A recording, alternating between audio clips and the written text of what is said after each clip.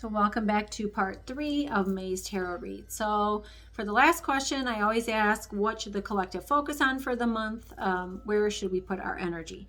So the first card that came flying out was the Patience card. I know how we all love to be patient, but just when you think you're being patient, the universe and your guides kind of force you to be more patient.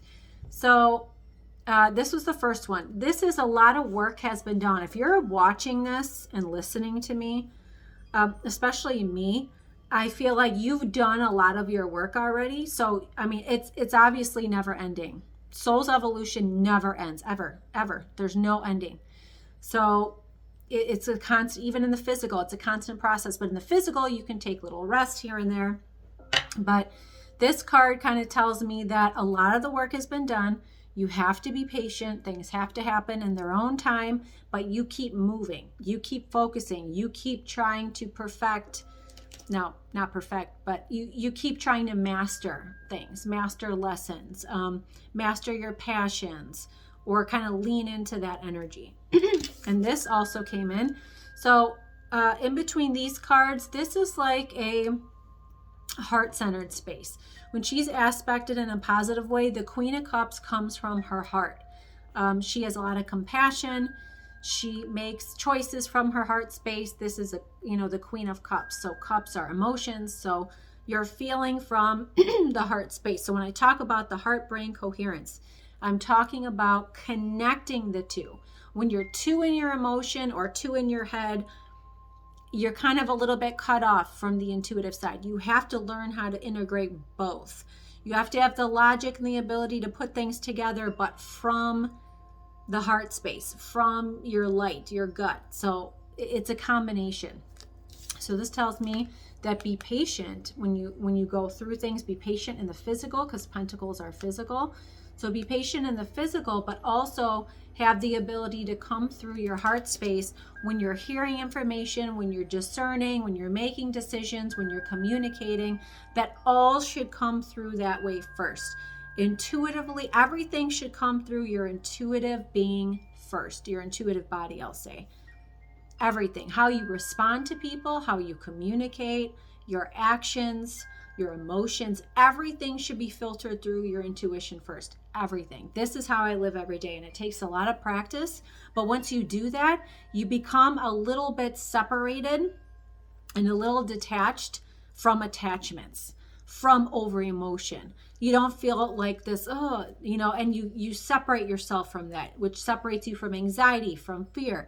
It allows you to be in a calmer, more, kind of a little slower paced energy, if that makes sense. So the other thing I got too was the Lovers came in with the Fool. They kind of came in one after the other. So because we don't have the moon or anything, I'm taking the Fool in this circumstance as unconventional. And the Lovers is either agreement, a soul agreement, a contract with another person. The Two of Cups is generally a soul contract. So I'll say this is a little more physical, a little more karmic. I feel like things are going to go unconventionally or go out of the ordinary or go a little uniquely, which isn't good or bad, I don't think. It could almost be better. But I feel based off of what your contracts are, what your karma is, what relationship dynamics you have, your romantic relationship, what that looks like. So I feel this is giving me a lot of energy of focusing on your own stuff, your own self, your own thoughts and words, your own emotions, your own very close relationships. So I would say with a romantic partner or with your children, and really take a look to at your work. Where is your work? Where do you feel like you want to be? Because there's going to be a little bit of an overlap time where some people may embody both. An old job that was more like their career, but it's really not what they love, what their passion is. Like, it's okay, but it's not their real big passion. So I feel like when you combine the two, and there's going to be a time where you may do one and the other separately. And that at some point, the one will just kind of drop off depending on too many elements.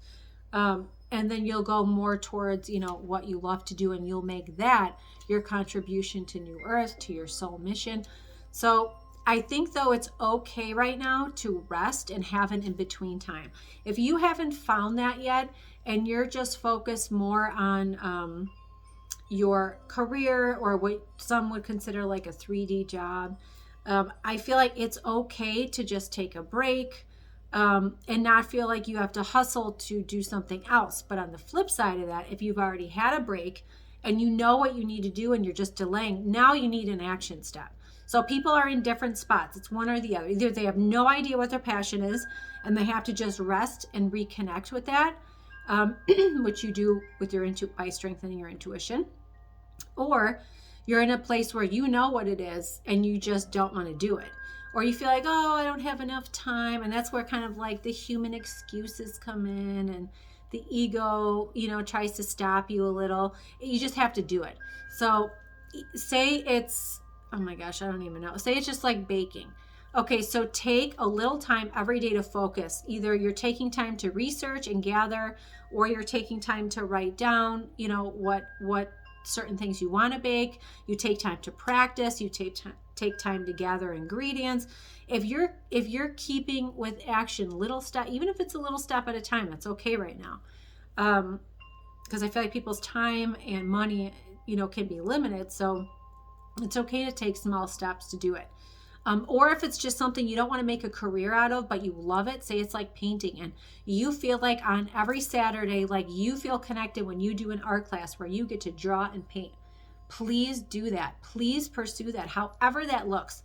Whether you can afford to take a little class and then maybe sometimes just do it at home, whatever that looks like. People need to connect with where their joy and passion is. There's no way around it. That's how you have to feed your soul. That's how we raise our frequency. That's how we ascend. That's how this works. So I'm getting very much to focus on personal self all across the board. So that's what I get from May. Right now, I feel very calm about May. So I feel like it does depend on your frequency, but overall, I think for the people following me, your frequency is probably higher. So it may feel a little calmer, but if you're tapped into the collective energy, you may feel the chaos. So that's when you have to know what's your energy and what's not your energy. So I've done classes on this. I usually do one a season that helps you discern, which one is your energy, what's the collective energy, what's someone around you's energy.